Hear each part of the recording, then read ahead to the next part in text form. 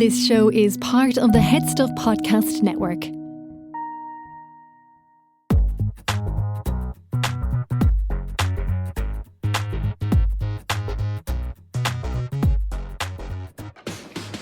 Táisí Vigéisteach le Gaelin, your favourite bilingual podcast with Ciarán, Cian and Cathal is a Rasharish. Exploring the worst, weird and wonderful of Gná Hahi an Tail. Na rudí is massa, is ashtí agus is aontaí of life as we know it. Putting the gay in Gaelga gach seachtain. Meet your new gay besties. Hello, Guy agus fáilte Arashi Gaelin, Lumsa Cian. I'm Cathal. I'm Ciarán. I remember my It's first Nisha Gaeilge. Ciarán. Yeah, well done. Mahu, I am so hungover to Poetry Fossagum and I've got the story of a life for you, and I'm so conscious that we've kind of got the non-Hillary producer today. Tay is not. They also have a name, I believe. Hi, Tay. I said Tay. Hi, yeah. Arenos. Hi, not Hillary. Ken will too. But the point I'm making, Hillary's obviously produced lots of sex podcasts, and I want to basically vi kosher Sarah Amarer for work. Yeah. Oh, Yeah. And I feel like tá fáibag am le Jenny because I'm actually good at avoiding alcohol. Le Jenny, I'm going to Unmade Imachty and it's like free drink, open bar. Mm-hmm. I have no self-control. I got home at 5 a.m. Yeah. what? I'm going to give you a tiny preface because I'm going to ask for your advice in the bonus this week. Okay. Snaps. I went home with a coworker. And I don't remember how it ended. Oh, I don't remember getting home, but So the woman was too stunned to speak. and we got together in Ryan's. Oh, I've been there, girl. Isn't that crazy? A very crazy. I'm sweating. I'm really like. Considering that the text that you were sending me at 1 o'clock this morning, I'm very concerned as to What who it did might I- have been. What did I say to you? Oh my god, this is live. Live reaction. Well, y'all two Oh, I have no. Oh, I'm pic of you pissing this morning at 1 in the morning. in the bathroom. Yeah, but we'll do that on the bonus. Oh my god, I actually have no recollection of it. But Renos. So I was a Macharer. I'm hanging out. I woke up at I properly woke up at 2 p.m. Yeah. And my manager texted me about half an hour before, so I was like, great, I got away with it. She didn't message me at 9. Yeah. But I Oh, replied yeah. to his message at 2 p.m. saying good morning. That's kind of jokes, though, no? Yeah, that's kind of I okay. deleted it after an hour because But I feel like the night after a big summer party, there probably is a he wasn't at collective. it. Never mind. Never mind. Sorry, there was karaoke. Oh, I bring him Igor Bank and we were playing karaoke. Playing karaoke. Some belters in that. Yeah. did you do it? No, I was like Yeah, just getting. His throat was busy by the sounds of it. That's. No, we need to talk about this on the bonus. Yeah, no, This is. yeah. too- Anyway, this is too well, it's been a scandalous. week. Yeah. Yeah, it is. A great episode coming out last week. We got so many messages and reactions. Oh and- my god! Yeah. I think this is probably the biggest response we've had since we launched the pod. Maybe. Yeah. It was crazy. Yesterday, I put out a photo dump of my speech, kind of written into broken up into different photos, and the amount of comments, I can't keep up with them. The amount of comments, DMs, likes, it's so sweet. It's I feel, I don't know, my heart's very full after yesterday. Oh yeah, big Quilligan Queena. It was just everyone was oh, I was crying, especially at training last night. Everyone was oh, it was lovely. It was a really, Yeah, really good listen. while we were playing, I'd say there was about 15 or 16 16 of of us us, there, yeah. And over the course of the anyone. training, everyone came up at one point and was like, oh my God, saw your post today, so cute, so nice. And Yeah. it was just, I don't know. On that. It was very, very cute. But we got a couple of DMs actually. Yeah, from people. we've got them printed out here. Oh, we've got them printed. No, did you do the one from today? Yeah. Yeah. Slay. So Ciarán O'Wayne. So I was actually his tutor, agus main UCD. So Okay. I used to teach him in a university. I'm now on this pod with you two. How the mighty have fallen. God, And you work in a bank. So Ciarán O'Wayne. Wow. Caithí mé rá nach raibh mé ag súil le bheith ag cuine go randomach I Lauren Layer and Gady, and I didn't think I'd be randomly crying in the middle of the day on a Wednesday. Big fan of the pod, but my God, your coming out episode was the most wholesome and powerful thing I've ever listened to. The entire episode was fantastic. The way you talked about representation in movies and TVs, series, various coming out stories, but most of all, I'm sure like most people listening, I loved the letters to younger selves. It can be such a vulnerable thing to do in the first place, but even more so reading it out for others to hear. So I want to say a massive, massive mach shiv and brod Honadiv Galer. Oh, give Margaret Twain. ND of Spotify. That was from Spotify. I don't know the name. Finally a Spotify comment. Hello. From someone we don't know. Happy Proud Month. Omi lads, Tommy Queena and Ish, a truly beautiful episode that seemed to find me at the right time. Your letters struck home for me, and I'm still trying to figure things out. Your podcast means so much to me. Gurmila Mahagweeb. David, lads, love the podcast. That episode was a roller coaster of emotion, but the message was amazing. Oh my God. It's us and Ronan Keating against the world. Agus an Cian Dernach. Rian. I basically wanted to say that I was bawling last night listening to the episode of the podcast. The previous letters to yourselves had me realising that I wasn't alone in missing all of the things, like coming out to my grandparents before they passed, or, oh my God, I'm going to cry now, or the bullying in school, being called gay when I didn't even understand the meaning of it, thinking it meant happy at the time. It's such an important topic he covered, and I guarantee there were so many others who might still be closeted listening that feel a sense of relief hearing others going through what we have gone through. There's always a chosen family for everyone if things don't work out. I hope more people start covering topics like coming out and making it easier for young people and old people to feel comfortable in themselves.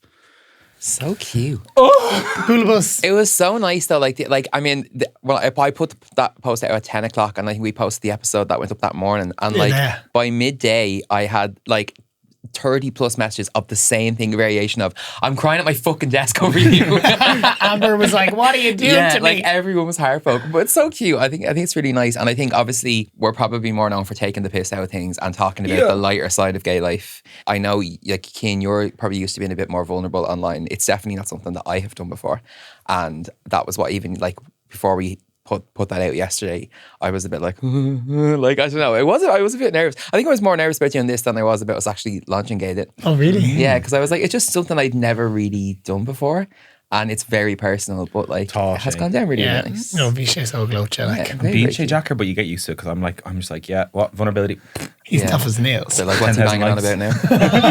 I actually thought of a funny joke though. I was gonna comment because there was only a few slides in it, or maybe there was more. There was 12, 20 in mine. Oh, was there? I had to cut it down because I went through all of my photo albums to try and find different photos from different eras of me. Yeah. But then when I broke the speech, because the original plan was just to put the speech in the caption, but it was too long for the caption. Yeah. So then I had to break it up. But then when I broke it up, some of the photos didn't match with the period I was talking about. So then I had to go through it again. It took me the full day on Tuesday, and I was like, if this doesn't pop off, I'm going back in. I see. I've come up with a funny joke that I don't have the patience to wait for the time to use it. So I'm just going to tell the joke here because I want validation. There we go. I thought it was very funny. So when someone says, "Oh, I'm going to post a dump," and they only post 3 photos, I want to comment, "This isn't a dump. That's a shart." Isn't that so good? Yes, that is good. He's posting a photo dump with 3 photos. Yeah. Because I remember when I first seen it, being like, "Oh, I don't like that at all," and now I'm hooked. Right, anyway. Great week, lovely followers and friends. Yeah, and welcome, Fulcha. Following. And the second episode of our Pride mini-series, which we're having great fun with. Yeah. And if this is, we might do more stuff like this because it seems to be going down quite well so far. Yeah. It's popular. Well, we kick off today. Shay Shacht. Yeah. Go on. You're looking at me, you're the host, so fire away, girl. Over the Shacht na over. So, Mar Door 2, Tomage Ilar Cesar on Vroad, middle of Pride season, and you will actually be welcoming a very special guest to join us. Jenny Maguire. For those who don't know her, Jenny is the former president of the Trinity SU, no stranger to a protest. Yeah. She's an activist, advocate, journalist, trans icon, and a bit of a cunt, Yeah. Currently standing on a soapbox outside the studio. Yeah, she literally. Warming up to come in. No, Jenny is such a bonreen. We're spoiled rotten to have her with us later as we discuss I love you, Jenny. the worst, weird and wonderful of activism. Na rudi is massa, is ashti agus is inti about gníomhaíochas.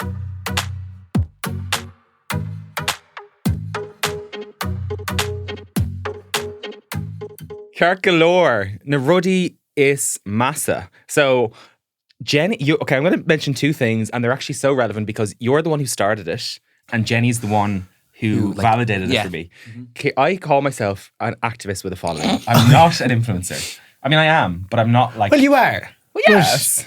No, but I've grown my following from promoting gay rights and Irish language. Yeah. Okay. Yeah, I can see you're on. I'm trying to be nice. I'm So like, I tried it one day. It's nice I to can't be remember who I nice. said it to, but Dort May, I'm an activist with a following, and Ciarán has never let me live it down. But Gav Lino hin, Irma Fud Crana Ella, first things first, Jenny was on, and I basically kind of cringed at myself as I said it. And she was like, "Why'd you do that?" And I was like, "Oh, my friends take the piss out of me." She was like, "But you are an activist with a following." And I was like, oh my God, Tá Ciarán, I am. So fuck you and the horse you rode it on. Honestly, like, And the taxi that brought you in here half an hour late. to a studio where you hadn't got any of your stuff ready. No, honestly, Team Lynn, like, I agree. Like, I absolutely, I agree, like, with everything. I do. But, like, that's not going to stop me from rolling my eyes and roaring laughing. Okay, fine. Well, I can tell you're going to be roaring laughing now, because I thought for the worst section, we could go through an activists with the followings mean tweets. Oh, so I'm going to read. I went through my social media. My TikTok, all my agus, burner accounts Instagram. are about to get exposed. Yeah, we're bored. Here we go. It's all me. Here's Ciarán Curfy. There's a few here that I got from TikTok and Instagram that are just great. Yeah. So they're not in order, but they get better as they go along. I'm ready. Why the fuck does he force a Donegal pronunciation? He's from fucking Wicklow. Well, I know who that one was. Sorry, like a French person who learns English in Britain, they'll often adopt the accent of where they learn English. I had fucking loads of Ulster teachers in college. Is it the one people hate? Gaelega. Gaelega, yeah. That's what people. I think yeah. that's the one. No, that's what I ham up then. Because I know. You ham that up. And Because you change the whole shape of your face when you say it. Like, your lips go back up into your, like, yeah. But it's because I think, honestly, now, Caimé Raw, rage baiting is a key to, like, social media these days. And má taught you down rage baiting again of, like, subtly. Like, that is such a subtle thing that most people, the way I pronounce a word shouldn't trigger you that much. But because it does, I keep doing it. But, like, it is kind of, you will get people, you know, there's lots of these fucking weird TikTok pages that will devote themselves to picking at people's pronunciation. Yeah, do you know that man with the fucking clapped? Oh, that absolute gobshite from America. Yeah. Another fucking an American God telling gobshite. me how to speak Irish. Have you? And Get then fucked. He speaks it in the way that, like, the Druids fucking spoke it like 1,000 years ago. And when you listen to him, it sounds like Russian Simlish. And I'm like, no, like, please no. Oh, right? I hate that cunt. But, like, if you're speaking Irish on Instagram and you're from Dublin, you're already getting a gun pointed to your head. And it's kind of, Dublin, I think it's the most hate because it's Dublin. And I get that. But I think even out, like, the rest of Leinster, it is hard because you don't necessarily have that lilt that, say, the West will have, or Munster will have, or then obviously, you know, Ulster Irish is kind of its own thing. Like, but it is like, you're damned if you do, damned if you don't. Yeah. Like, well, not from other Gaelgers. This is mainly from strangers. I don't think Gaelgers hate Dublin Irish. Met you out recently. You're as false in real life as you are in here. Rude, unfriendly, and you think you're fucking massive. I'm going to say, I am never rude to people that meet me and say that they're a fan. I will say, if I was called, like, fake, I guess you did say you're false. I think I'm very friendly. Rude is a push. I think very friendly, though, is also a push with new people. You're really awkward, like, in public. I'm saying this as someone who spends a lot of time with you in public. And, like, it's not rudeness. I think it's because people think that, you know, like, they see Gail Gorey online and then they meet you in public and they think that you're going to be, like, you know, extroverted. Like, yeah, and you're not as extroverted. You are a bit more introverted in real life, and I think that's probably something. And you know that, you said it yourself. This is not breaking news here on the pod. But I think people walk up to you and, like, they expect you to be like, "Hi, here's 3 ways to say you fucking finger me in Irish," and it's like you're actually kind of like, No, it's a character. But that's okay. But, like, I think people expecting the full 3-ring circus every single time they walk up to someone is unfair. And you hear, like, celebrities and actors and comedians say it all the time. Trixie Mattel, you know, said it as a drag queen. Yeah, like, anyone that has any level of online persona, like, it isn't. And some people it actually is the same online and offline. But for some people, they do ham aspects of it up. So I understand. I seen Team Air Love One because when you're out with Cian, like, and you're out, you're very. Anytime I've brought friends around you, it's like, who are you? Let's go. What's happening? Yeah. Oh, wait till you hear the bonus this week, honeys. Last night was it was horror. Couple of buzzball. But no, it's branche because sometimes I'm like, wah! And then others I'm like, oh, my social battery's in the bin. I'm so tired. I don't want to be here. But yeah, Gurmila, thanks for psychoanalyzing me on the pod. Well, I think I defended you in. I defended you in every one of those. So. No, there's more. This is in Iag Matimple Garda. So I just got in a circumcision. I was posting about it to raise awareness about a very common issue in Ireland. So many sex doctors and therapists got in touch with me after this video being like, really well done for sharing this. More people need to know. Top comment. Jesus, they'll do anything for attention. well, yes. Yeah. Was that me? Was that with me? No, I'm waiting for some of these to come up. I you haven't done me. Okay, grand. And the last one, the final blow, which is, I know you'll agree with me. Maybe you. I know exactly who wrote this. A top on Grindr, by the way. Oh, honey, we've actually used that one, Arish. What do you mean? We did that one in like about we've mentioned it. Yeah. I love that one. Yeah. Top on Grindr. There's so much to unpack there. Yeah. It was a video of me obviously being a bit camp on the internet. Top comment, I don't know, one of the comments, a top on Grindr. I'm like, first of all, you're a gay man, bottom shaming. Yeah. You're insinuating that because I'm in any way feminine, I can't top someone. Honey, femme tops are like the biggest. Cathal has just scribbled down initials of who he wants to know. Is that the right person? That's exactly who it is. Of course it is. Yeah. Sorry, also, breaking news on Fia Fia Shay, femme tops exist. Femme tops are actually... Choice of man, it's a top. You completely just like verified what we're trying to... What do you mean? They're femme tops and all now, Joe. I remember Grindr did a study. Can you say that? Yeah. And like the Grindr University study. The biggest percentage in Ireland is femme tops. And bears. We are in the world. We've got the biggest percentage of. Yeah. Well, I was going to do an impression of a bear. If you're abroad or if you're a harlar and you want a big hairy man with a limp wrist, we're here, baby. I'm the femme top and you're the bear. Sorry, just when you said Grindr University, I was going to ask if you were to graduate from Grindr University, what would you be your BA like? Oh my God. I thought you'd have something quick to mind. I Masters know. in That's like a drag challenge. You'd be like, he has a PhD in cockology. Oh, I got a text. Jenny's outside. Okay, we'll go get her. Hello.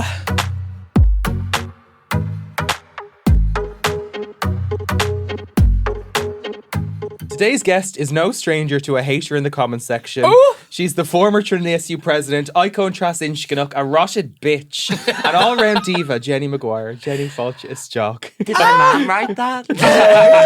Gur mi las vet Lynn, how are we? Welcome to Gaylin. Gur mila, toscanti mini on downer. Thank you so much for having me. I'm feeling great. I'm feeling gay and Lynn this morning. So I got all my bases covered. Same. Box ticked. Thank God. That's us done now. Have you been on a podcast recently? Have I been on a podcast? Apart from that one. Is she ever not on a podcast? Every time I see someone, she has a microphone in front of her. Soapbox Jenny over here. Look, exactly. As someone critiqued me in my post Trinity SU and said, all she does is write for the Indogo on Sorry, that's the bio line. Sorry. That's all. Why else would you want to be doing in life when you're writing for the booked Indo? As if like the Irish Independent isn't a really prestigious... Like it's not the fucking Sun. You're just writing for one of Ireland's papers of record and you're talking about your beliefs on a podcast. Yeah. Fucking loser. Reaching new mediums, like come on. Anyway, so it's great to be back in where I belong. So Jenny, as a fellow activist with a following, I relate to the trials and tribulations of being so outspoken in the public eye.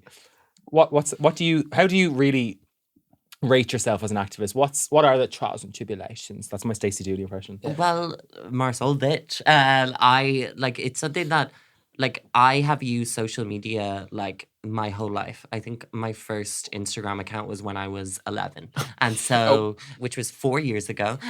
So great to be building such an audience so quick. Good for you. Yeah. Well done, little one. Thank you so much. And so like I've always been very attuned into, I had a Harry Potter fan account when I was in secondary school. Didn't we all? Oh. Fuck J.K. Rowling. Didn't we all? And so like that was, I really say that was the ground roots of just like seeing how using all forms of communication and social media is just a means to communicate with other people and trying to use that for good or for bad in the case of Harry Potter. Well, yes. Harry Potter is unfortunately someone we had to let go, but loved it at the time. I fully understand now. Like, remember when I was growing up, obviously there was all the controversy around Michael Jackson, and my dad's like hero was Michael Jackson when he was a kid. And I was like, when that all broke, I was like, well, you just have to leave him behind because it's like, this is all been alleged, and you know, whether it's true, whether it's not true, it hadn't really been ascertained yet, and it kind of still hasn't. But I fully understood what he went through when the whole J.K. Rowling thing happened with Harry Potter, because Harry Potter was like my life when I was You're so brave for sharing your and story. honestly, thank you so much. Yeah, and I'm so glad that we get to have this conversation. I'd say for your father, it was a tragedy. Yeah. Oh God. When the villains A jack seat. But it is weird when you're like, oh God, this is like was such a big part of your life that you just presumably thought was going to get to be fun or whatever. My confirmation name was Harry. Oh my God. I'm not joking. After Harry Redknapp. The winner of I'm a Celebrity, Thank get you. me out of here. Well, of course, I was a big fan, and it was a part of a deal from the social media when I was 11. But I was obsessed with Harry Potter, and Yeah. and then I really went through like a mourning period of like. I Period, remember one day absolutely. taking everything off my wall. Yeah. And like it was so like letting go of part of your childhood in itself, but Yeah. like. I guess it was maybe less letting go and more like getting into a big fight and then being thrown out. Yeah, take him shin. I think on the topic of like letting your childhood go, I feel like you were thrust into a space where you're being critiqued very harshly, quite young. How was that for you? This room. Yeah.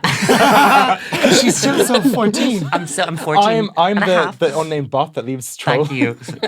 Like it's strange, and like especially like being a trans person who's so outspoken in Ireland, and like there's of course a long history of trans people who have been outspoken, whether it's Sarah Phillips, Rebecca Talon de Havilland, going even further back. There has been trans people in Ireland for centuries, and before that, before we had the language of how we understand it today. And I think like this is all you can say to yourself is that it will be easier for the next people. And of course, I am safe and sound and I'm happy and I'm giggling here, but like it is the level of vitriol that is thrown at me just for being an outspoken woman and then an outspoken trans woman, that like you are not expected to have a voice or to put your head above the parapet, and like people just cannot take that.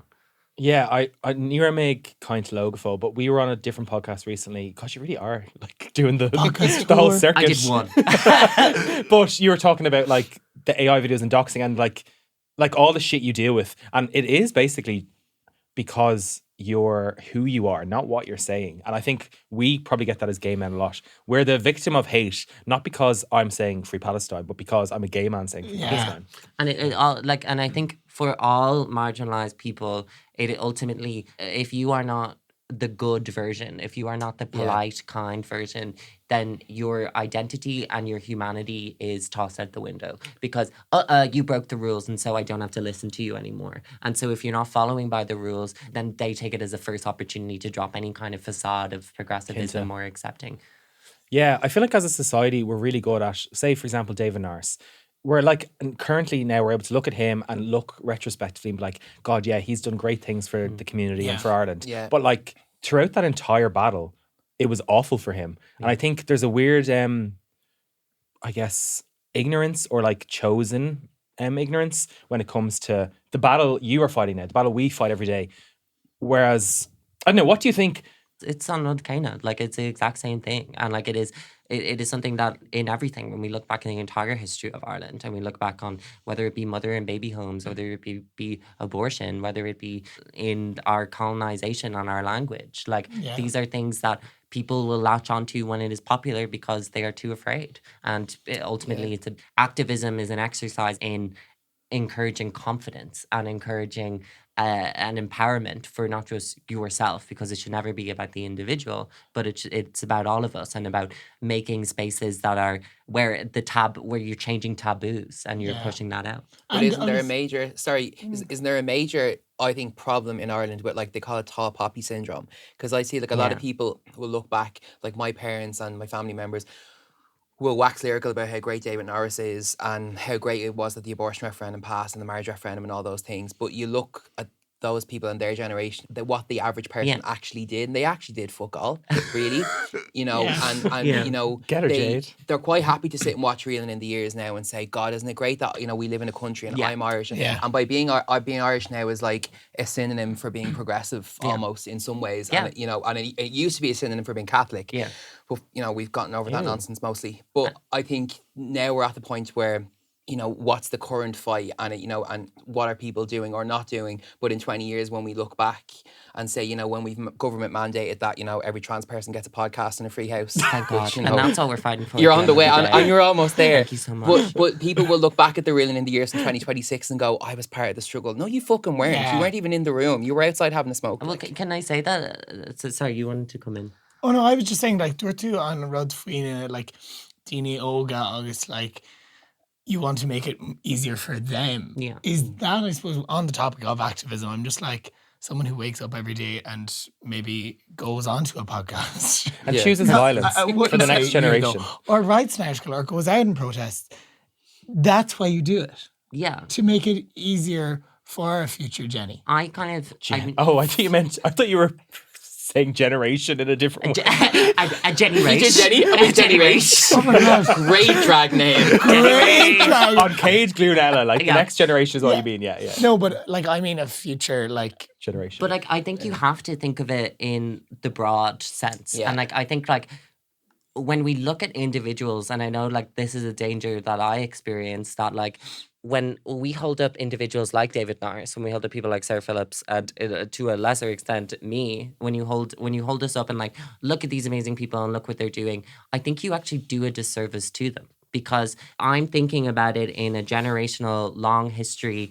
And instead, to bring in a little bit of socialism, socioloct, and show like it's process na fetish. It's a fetishization where we fetishize the individual, and fetish being something not in the term that I'm sure we're all very used to here, but in the term of like what's that? What do you mean this is a clean podcast? This is a very clean podcast. The dildo under the seat would say otherwise. Last time we leave you a party favor.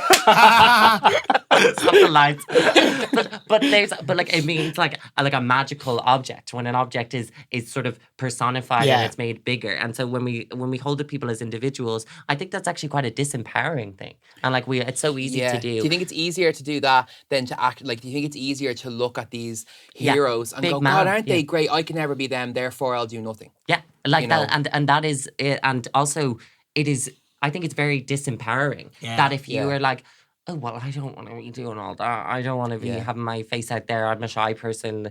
But like, ultimately, what needs to happen, what a message that constantly has to be said, especially when you have some sort of platform, is that ultimately you're using the tools that are at your disposal and trying to make good societal change with it. And the only way that can come about is that if everyone does the same thing. And it doesn't have to be behind a mic. It has to be in your workplace. It has to be around the kitchen table. It has to be in your community, because without that, like, you are just falling into the same trap set again and again, where we get minimal wins when actually there's so much for all of us. Sinead Gadirach. I think when people think about being an ally to activists or people that are more not palatable, putting their head over the parapet, being loud, I think some people get the fear in them that they need to, for example, at Trans and Intersex Pride, yourself and Sexy Tiger were on stage, like rallying the troops.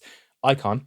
Some people think they have to be doing that to contribute. Realistically, they can just be part of the crowd and be part of the voices amplifying the person with the mic. Exactly. And even then, like, it's them going home and saying, oh, I had a great day, saying it to your mom, saying it to your nana. It's then you can drive a car. I know probably no gay people here do, but I have a license, but I don't drive. Not since the ban. No. And they like, but it's looking at what things do you have and how you can apply it. And so like, and that's why I always try and use any platform I get to say there's actually. What's special about me is that I'm a faggot who did musical theatre. There's nothing special about that in this round, though. Yes, sorry. I'm the You special can't one. throw a rock here without hitting a few of them. And this is what solidarity is all about. And then the same struggle, same fight. But yeah, when you actually, you're dead right though. On the topic of like unreferenced poster, what won that was people going door to door, going into people's houses, sitting at their kitchen tables and talking to them as humans. And I think a lot of people, there's a lot that goes into changing societal norms and minds of society. That starts in your home, with your friends, with your family, in your workplace. And getting organised. And it's not glitz and glam. The best work I've ever done is not from, like, in my opinion, is not from like typing on my computer with my little iced coffee and like stupid independent articles. Thank you. Useless pieces of shit. Cigarette in my hand like Carrie Bradshaw. Thank you. It has to. It's part of the job. And like, that's the most useful stuff I do. Is not that. It was me being a part of 60 people in Trinity when we blockaded the Book of Kells and got Trinity to fully divest from Israel, because that was a group of collective action and there was not an individual. Because my power and your power as individuals is so much less than all of us together locking that door and then just making up a reason to never leave. On Revshay, like, Nice Ask a couple of Reno Hin, like, so like, okay, we're in modern day Ireland now, but was it easier, like, a couple of years ago before it, like, I suppose, like, the rise of the far right nowadays, and like when like it's so prominent now on social media for someone to call someone out just for saying something that they believe in. I mean, I think we've completely shifted, and in a way for the better and in a way for the worse. I think, like, obviously the online landscape has transformed completely with Musk buying X, with the Trump administration, you know, having all the tech people at the inauguration. That was a very clear message, and that from both sides, that we're going to work together in order to uphold this new status quo. And so, of course, online activism has allowed so many of us to learn more and to get more involved and to see what's going on better. But we'd be fools then to just keep it there. Whereas I think what the change has been, and what we've seen with the likes of trans and intersex pride, the likes of the Palestine Solidarity movement, that it's actual people coming out on the streets using the good of social media and firing through the bad. Because if you have 10,000 people underneath your comments saying all these nasty stuff, but then they can only get 200 people out on the streets, let's have a real think about that. Because I know we can get 10,000 people on the street because we did it last year. Yeah. You try to do that. Yeah, I think just something you touched on there is like the criticism. I think people...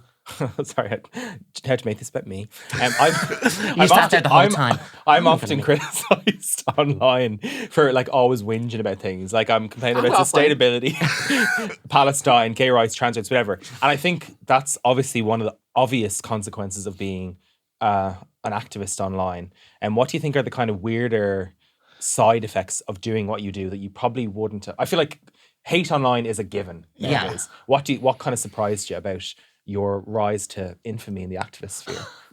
Infamy. I think that the weird thing, and it's a good weird, is when people don't really say nice things online. Online relies on these arousing emotions, arousing and fetishizing. Let's see what the third one will be. Thank you. Well, as often. That like these arousing emotions, and happiness and I like that aren't very arousing. And so whereas anger, fear, horror, disgust are all things that make people comment. And so when my online world is all just like this, that's incentivized for just these negative. When I'm out and about and a mom stops me on the street to say something like, I hope my daughter is like you, or like, thank you, keep up the good work. Like, I'm probably hungover, but like it's so nice. Cigarettes still in hand. Thank you from writing the article on the street. That must feel like mainlining adrenaline, like to hear that when you're, particularly if it's a mother with a child, because I think anywhere there, I don't know if you saw recently the video of the MAGA guy who interviewed the two gay dads. No, I haven't. He basically pretended to be a CNN reporter, and he comes up and he's like, "Oh, is this your baby?" Blah blah blah, and he's saying, and he asked them a couple of kind of innocuous questions that you would believe, but it turns out he's actually one of these kind of MAGA rage baiters. And then he goes, "Do you think it's normal for you guys to have a baby?" And it goes a completely different direction. The long story short is one of them like kind of swings for him, which I'm all for. Sorry, more of it. I'm only ready to beat his ass. But he's suing them now. It was actually, the Irish guy Donny that works for CNN, so he did like an extra bit of coverage on them during the week. People say it was him. It was him. Donny booked. No, Donny actually like went and did a proper CNN piece with them, and their legal bill, I think, as of today, the fund for them has already hit like $150,000. But I was like, good, like they don't beat him up on the street. I'm kind of, but they literally just like give him one dig to like fuck off, because he's been so aggressive. It's we can talk in circles, and especially with AI and truth being something that's so taken. Like what we need is action. And I'm not saying go and punch people in the face. What I'm saying is get onto the streets and realize that the violence that is exerted upon you by the state, whether that is through forced poverty, whether that is through a complete lack of housing supply being offered to people, whether that is a failing healthcare service, that these are all violent. That poverty is excused, whereas it is a violence that perpetuates into every single area of your life. And so we must talk in this language and this quite extravagant and over the top language, because it is constantly minimized. It's not it's not just like an issue on the poll of which one do you support the most or what's most important to you. These are fundamentally how you can live your life in this country. And and you're completely limited by it. And so by reaching out with solidarity like that. Like that is how we push the doll further, and we take it out of this kind of hypothetical and bring it back to reality. What I found quite interesting, like an eye-opener really, was attending. So I've gone to Trans Pride the last 2 years now. I went with Belong To last year because I work with the youth groups there. And then I went this year, or the year just gone, with NGA. And I only been to kind of Dublin Pride prior to that. And Dublin Pride is like this big kind of St. Patrick's Day festival. Commercial. And the difference of Dublin Pride got versus goosebumps. Trans and Intersex Pride is so... I agree. It's fun, I'd isn't never it? been to anything like it It's before. what gay pride. I thought gay pride was gonna be. Yeah, like it really is. It's far more, and I think, you know, sometimes when we talk about Grassroots. allyship and we talk about activism, I think we talk a lot to straight people and we say that, you know, straight people need to take this on. But actually it's within our own community, and I think particularly, you know, cisgender, white, gay men, you know, who are definitely the most, where are they? But we are probably seen as the most palatable form of queerness now. Yeah. You know, everybody has a gay Maybe best not friend. Cian, but everyone And maybe not else Cian. is No, a bit- no, absolutely not Cian. Personally. But everybody else. I don't want to be palatable. But you know, we're probably now the most palatable form of queerness, and you know, we are the character in the TV show, the gay best friend, whatever.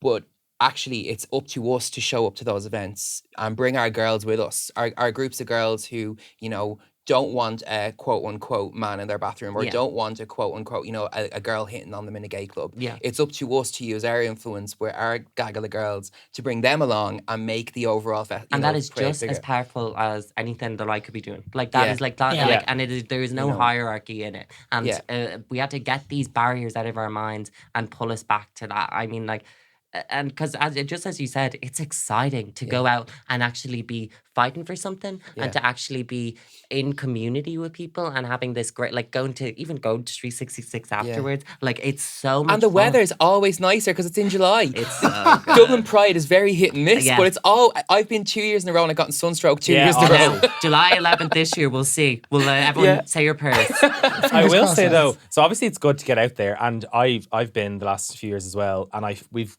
got Yeah. more of our friends to come every year. Yeah. But for those who are listening who want to like give their support but can't make it, or aren't in Dublin, aren't in Ireland, I think social media is a tool that needs to be used more for positive. Like whenever I see anything, like a trans person on TikTok being like, watch this video for a minute to help me make money on my hate comments. Yeah. Watch it, like, repost, share. I'm like, repost, like, love, and use your voice on social as well to amplify people. Yeah, as much as we are in the looking and trying to organize and trying to like work as a collective, I think everyone within that, everyone is a lighthouse for someone else, whether you know it or that's not. good. Yeah. And so you are someone that if someone is just following you and your mates, or you went to secondary school, and then they'll see, oh, they're always sharing stuff about this. Like that makes me feel more confident to do it. And then like that could inspire them to go on and throw a brick at someone, you know. Yeah. Well, yes. People died. People died. many But people I suppose it identifies you as a safe space. Maybe Yeah. that, you know, particularly in a community that if it's a group of straight lads and, you know, one of the friends is always retweet, and it could be anything. It could be women's rights, trans rights. That's kind of how the kids. Palestine movement in Ireland started. Yeah. That snowballed so quickly on social media, and the same can happen for any. Because once fight. you realize, once you realize that ultimately we are all fighting the same fight, and that's thrown around a lot, but like we are not fighting left and right. We're fighting up and down. We are fighting. Oh, I love that. Yeah, we are fighting together, and we like the chant. When I first started going to Palestine marches, when in our thousands, in our millions, we were all Palestinians, I was like, well, actually, I don't think me in safe in North Dublin, lol, cozy and nice, relates. But when you look at it in the broad, it is mentalities like that stop true solidarity. That ultimately, if I was there, I wouldn't be treated any differently, and I'd be bombed by Israel out of the wazoo. And so, like, it is about recognizing a shared struggle and recognizing that even if you feel like you have positions of privilege, position of power, can I tell you, no, you don't.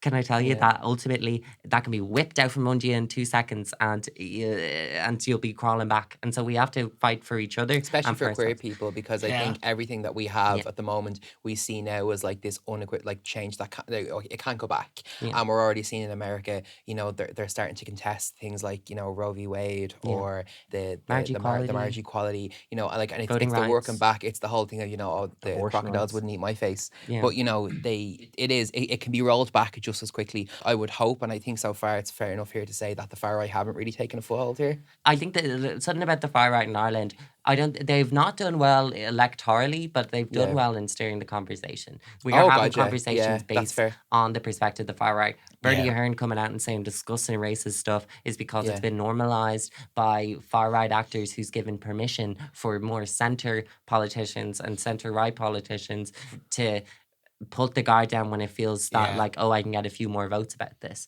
And so like they've influenced our conversation disproportionately. Like when you're talking about trans people, when you look at any statistics of trans people, support is overwhelming. But that is not what you see when I open a newspaper. That's not what I see when I go online. What I always find crazy is that I've even said, and this is the one thing that I always use, and if I'm arguing with someone about trans people, is that I think statistics will normally say, well, it depends on the day. They want to write articles now. Depends what you put on your story, Jenny. Yeah.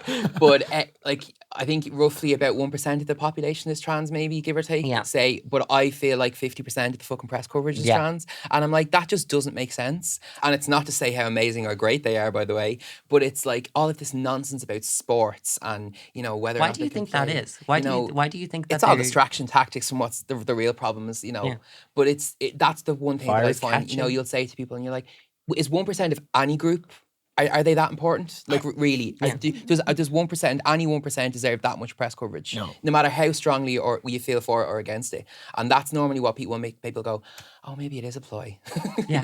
Okay, just to close out. So, like, to be more of a port to what you're doing, I mean, get down to Trans and Intersex Pride on July 11th. What else, aside from showing up on the streets, can people do if they want to do their bit for the trans community? The transgender community. How you can support trans people in Ireland is genuinely get organised. We're in your workplace, talk to each other. And I mean that for your workers' rights, because, trade unions and uptake of trade union membership is so low in this country. And it is how we can get power. There's greater reforms needed in how trade unions operate in this country. But I think we need to have a greater threshold of people who are organised, who know where to go to, who aren't just taking it lying down, even though I'm sure we like that sometimes too. And not just during Pride Month. Pride Month. Take it lying down all times of the year, girls.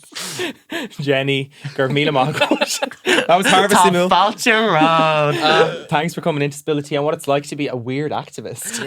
Mila. If people want more from you, where can they find you besides your Irish Independent articles? Where can they avoid you? Where can you avoid me? In straight bars. You can avoid me in Ed Sheeran concerts. Once again, a straight bar. But if you want to see what I'm up to, my Instagrams are all Jenny Maguire, but without the last E. Jenny Maguire and Jenny Maguire. Jenny Maguire. And your excellent column in the Indo, which I read every week. And I love it. Thank you so much.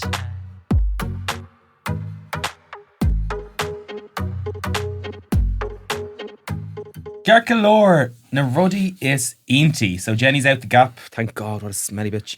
Honestly. No, I love Jenny. I love you, Jenny. We'll come back to her anyway, but na ruddy is inty faduda activism. Gelaga. Actually, and before we go into that, actually, maybe some vocab. Gníomhachas, activism. Yeah. An activist, a gníomhí. Agod, protest. Yeah. Sounds like a cream. Boycottal, boycott. Tag your bestie in the comments. Agus Moorhuel, a rally or a march. A rally, okay. So remember we went to the Moorhuel for Gwen rights. We did. When we were sitting on the secret of the podcast, before anyone knew we were coming with this. That was maybe our first photo, like Kayla, actually. Yeah, it was. Probably. We were like, and we met Sean and Will. Well, I met Sean and Will Cairán. He didn't know you at the time. No, we were just mere We went to college with him. Well, he gave me a hug. He didn't give you a hug. Yeah. I was Cian had his blinkers on. What's me? You just like only see you. He's had a massive glow up since then. Like he was cute then, but he's very handsome now. Yeah, we should get him on the pod. We should, yeah. Very nice. I was thinking, just na ruddy is inty of activism or gníomhachas. We could each spotlight an activist that has been really pivotal in like Irish gay rights movements, activists. Say another word for that. Etc. etc. Okay. What do you guys think? You're really extractable today. I'm so like, over. I haven't eaten Like I don't often say this. I may have never said this before. I actually feel sorry for you. Okay, that earth then, Ciarán. Who do you want to spotlight today? I'm gonna go with. I don't think she's Ireland's first transgender person like ever in history. Yeah. So like, you know, don't come for me. But like in terms of the modern era, and definitely say in the last maybe 100 years, say, she's absolutely without doubt gone Eris RB. She is the most like prominent transgender person in Ireland, and like even in like Ireland and England, because she has kind of a presence in both. But I would say if they did like a top 10 transgender people in the UK, I'd say she'd probably be on that list as well. Do you know that kind of way? Like she's someone who's very, very prominent, ride or die. She was born in Longford in 1958. You can imagine what that was probably like, you know. Are you like edging us with the name? Are you going to tell the name or are you building up to it? Oh yeah, did I say it? No. Did I not? Okay, well you're just going to have to wait. It's on the bonus. So it is of course Rebecca Talon de Havilland, okay? You hope. So it's someone who I think in the last couple of years, and like maybe in the last, since COVID, around the last 5-6 years, she's become, I think, a bit more mainstream in terms of media. Yeah. But she was born in Longford in 1958 and came out as gay. Obviously had to flee because that was illegal in Ireland at the time. Yeah. Was a really talented hairdresser. Won a scholarship when she was like 17 to London. Was like young hairdresser of the year. Got really like during was really sought after for like fashion photo shoots, editorials, all that kind of stuff. But then as she owned a modelling agency in Dublin at some point, like, you know, she was like really, really like prominent in that era, in that kind of realm. But then she was about to go gender affirming surgery in the late 80s and was diagnosed with HIV. Okay. And so then kind of had to delay that because they wouldn't do it with the risks of complications. And then in the early 90s was working as a model, but got outed by an Irish tabloid for being trans, right? And her family didn't know at the time. But then she came back to Ireland kind of early 2000s and was the first trans woman in Ireland to get a female passport. So the first person to be able to change her marker. She started working in the Right venue as Lady V, as like a hostess. I'm getting goosebumps. And this is the big story, yeah. So she discovered while she was working there that there was it was like maybe a cloakroom attendant or a ticket salesperson or something like that, a younger kind of girl who had a transgender father who moved to London in the 80s. It turns out that she was working with her daughter who she'd never met, kind of like a long lost daughter situation. So then they obviously met back up. She moved home to mind her mother then, and then had to go back to London in 2010s for emergency care.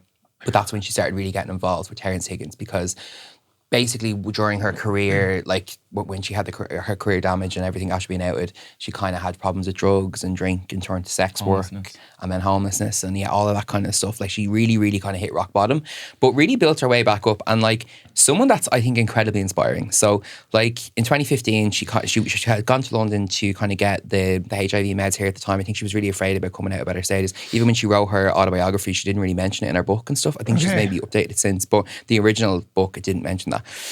So she got really involved with the Terence Higgins Trust, and then in 2015 kind of got the all clear that she was undetectable.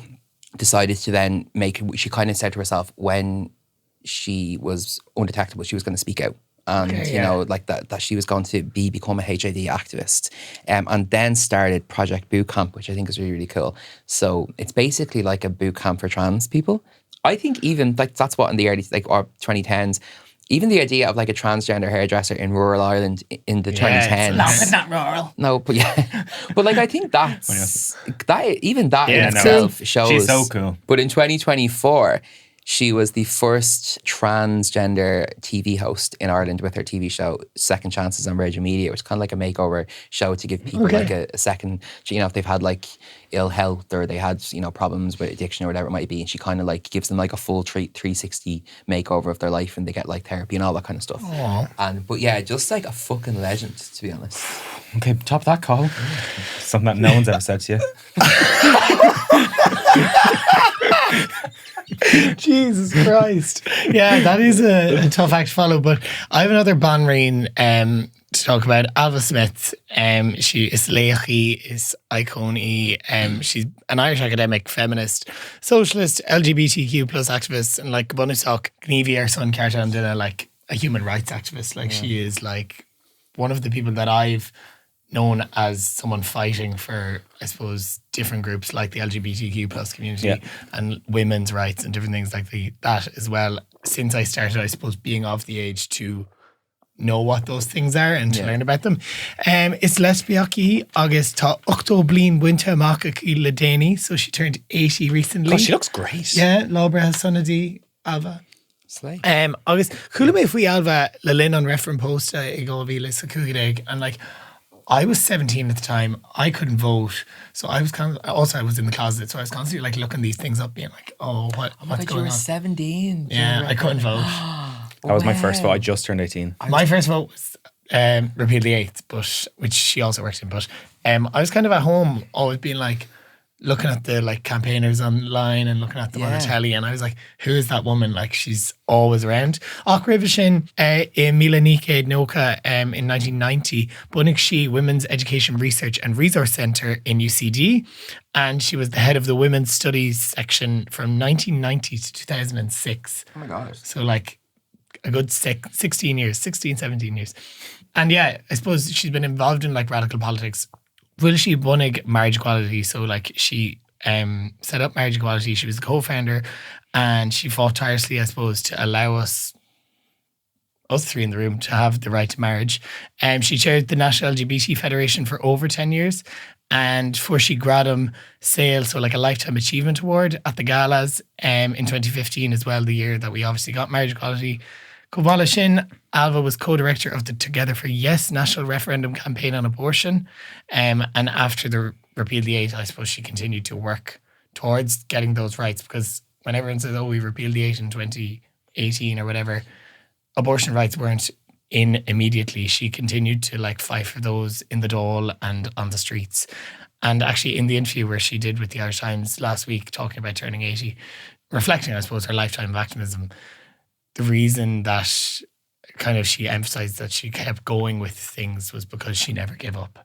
She was like, "We never give up, and we wanted to focus on the victories." And she also said at 80, she's the happiest she's ever been. Love that. Cute. She was actually Agus Meg Fosnese. There was a handful of like people that really stood out to me as a closeted gay kid. Alva was one of them. I remember her being she had like purple hair as well, I think. Yeah. I remember her being so visible for the marriage referendum campaign, which I was still kind of half in the closet for mostly with a lot of people in my life. So I was like watching her under the covers at night. I think I've said it before, but like 2015, like I think it's a year I talk about a lot. Yeah. But not just with the marriage referendum, but like there was such a sense of hope. I often wish we could get back to 2015. Like it really felt like if like politically, like socially, just everything was on the rise. If we'd have kept the pace of where we were in 2015, now 11 years later, I think there'd be flying cars and everything would be free. Like we were just on a... can't drive. That's why I need a flying car and a free driver. But like, I had just turned 21, and it just was like you were just starting to step into your adulthood. You were kind of finished school, kind of just... It was a great time in our life. Like, well, I was closer to you, but that was a lovely age to be when that was happening. Oh, it was just because you had that little bit of freedom and everything. Yeah. So all the kind of old breakdown of like, the social constrictions of like Ireland were starting to really break down. You were starting to see the downfall of the church. You were starting to see the rise of like the marriage referendum. It was great. Like, America hadn't got a fucking dickhead in the White House. Like it was kind of, everything looked like it was on a forward path. And then the referendum was really the kind of crescendo. Who have you got first? I've got Tony Walsh, Ireland's gay godfather. Yeah, love Tony. And actually, so the first time I ever met Rebecca was on one of Tony Walsh's walking tours. He does them every Pride. Would recommend. I've done it like 3 or 4 years in a row, and every time, even though it's a very similar route, it's different. Like he's so knowledgeable. For anyone who doesn't know, he was born in Tip. He's from Clonmel, which I don't know, if you've met him and you've talked to him, I just think he just gives someone that grew up in either Dublin or London. Yeah. But he was also on my other podcast, and he was like, I was so eccentric growing up. I was like, and you can tell by him. Yeah, absolutely. Like rural Tip, he grew up in. He founded GCN. He was also involved with the National LGBT Federation. He was the president of that for a while, and was involved in like supporting David Norris's constitutional action against the state to lead to the decriminalisation of the homos in 1993. He's also a massive like DJ. He's still a DJ. He was actually DJing it all together now last year in what was the tent called? The Ping Pong Disco. Ping Pong Disco. What a fun! Yeah, that's great. He was so good. He was class. He let us put our jackets behind the booth. The booth. I was like, whoop. I've never met him, but I've seen a lot of videos and clips and stuff with him. He just reminds me of something that you'd see in like Pose, for example. Yeah, a he's TV Billy show. Porter's character in Yeah, Ireland. Like it's like New York, 1980s. Like he's going to the wall. Like he's just that's the vibe for him. Like he almost dresses like. The ringleader in The Greatest Showman. Like that's his like day-to-day attire. I love that because that's just like there's so many. We say it all the time on this pod, but there's so many forms of queerness and there's so many forms of gayness, and unfortunately, the society that we live in always tries to force people into boxes, or you can either be a femme gay or a masc gay, but you can't be bits of both and at the same time. And with someone like him, he is just like has always carved his own way out. Yeah. This is who he is. He's his own category. He's one of one. And I think it just stands in the face. Even now, as progressive as we might think we are, someone like him now, like coming out up, but if he was in his 20s or 30s now, would still be kind of like, what the fuck? Yeah. He's still a scroll stopper. He is. He's so interesting. And again, he's done so many interviews and I've listened to them all, but still we're scratching the surface. Every time I talk to him or hear him speak, there's another, he tops his craziest story. Yeah.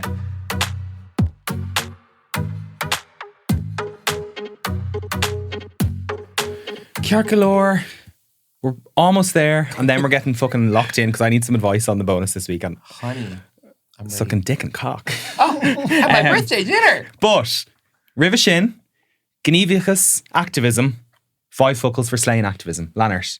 Honey, ná glach le hain chach. Don't take any shit. Get that on a fucking tote bag. I am like I'm Galen stealing that. merch. Yeah. No, Hawk. Nagla. Ná glach le hain chach. It means don't accept any shit. Cock being cack. Cack. Yeah. CA, not Yeah, cock. Because yeah. please, gloch le cock. Yeah. Yeah, You need it, girl. do take the Honey, dick. I do need that. Yeah. But yeah, so that's... I love that. Yeah, it is kind of fun. I'm going to isn't post it? that on TikTok I and like get way more likes than I you'd like- ever get. I scribbled it down this morning and I was like, ooh, this kind of pops off. Yeah, it does. Put Yeah. it on a tote bag. Now I have to post it on TikTok. Maya before Cian does. Angelou. Say, or everyone will think I copied it off him. Yeah. My Angelo over here. I have me Federlin tour to stock. Don't give up. Just I suppose echoing what Alva Smith said, the reason that they've won every fight was because they didn't give up and followed the things they thought they could beat and win. So Yeah. Hey. All the small battles are one thing, but the war is what matters. Yeah. Fire is catching. If we burn, you burn with us. Agus the mock cuig fuckle. The mocking my 5 gay over fuckle. here. Let's go. The mocking gay. You thought the go is privilege. Use your voice and your privilege. This is like we mentioned with Jenny earlier, white, cis, gay men are the most privileged of all the LGBTQI community. You should be fighting for your trans siblings. You should use your voice. And straight allies, Cogulaha, you guys too. God, I'm really struggling here. Arenos. I can hear it and so can Well- the dozen people on the other side of that camera. That's another episode of Gay Over and Out. Because Lydia, thank fuck, actually. Gurmila, to all those who have been sending us lovely feedback. This week's shout outs go to... Thomas, on a weekly of actually, thank you very, This is very, my outro. Thanks very much. Sorry, I was helping you. Thanks 'cause you were very much, sweating over Roy. there. Wayne O'Callig, Rian O'Haida, and Colin Roach, thank you for your feedback and your 5-star reviews. We'll be calling out more of our golden children next week's episode. Again, a massive Mila Buikas to Jenny Maguire for gracing us fags with her presence today. Nadine Darmid, protect the dolls, follow the dolls on Instagram, send the dolls money. Agus Payment Rash and Shaka Huggin, because we release content every Caging. If you're still horny for more content, we have our bonus episode on Friday, XXL. Yeah. And as I always say, More info on getting signed up to our bonus on headstuffpodcast.com. You can find us on social media at Galen Podcasts. Otherwise, Gael get boo, Station and Palestine, trans rights, up Wicklow. Slán.